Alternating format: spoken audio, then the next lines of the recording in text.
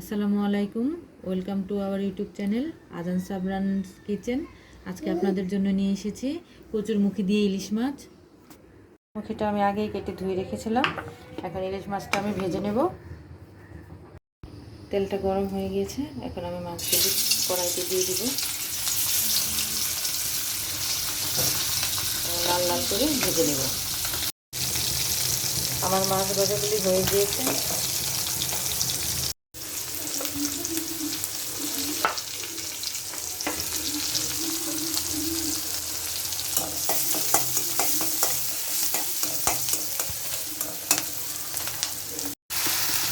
হলুদ গুঁড়ো, মরিচের গুঁড়ো, স্বাদ মতো লবণ,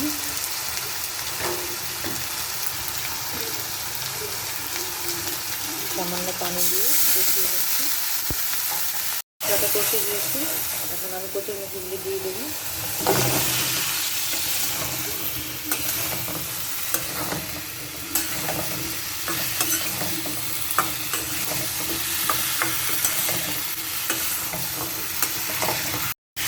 কষানোর জন্য এখন আমি একটু পানি দিয়ে দিচ্ছি। কষানো পর্যন্ত অপেক্ষা করব।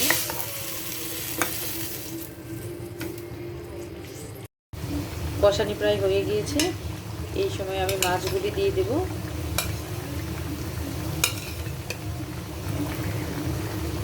মাছ দেওয়ার পরে আমি 5 মিনিট আরেকটু কষিয়ে নেব, তারপর আমি ঝোল দিয়ে দেব।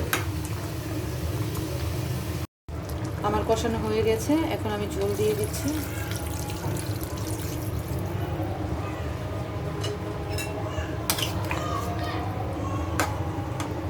এখন ঢাকনা দিয়ে ঢেকে দেব, রান্না না হওয়া পর্যন্ত অপেক্ষা করব।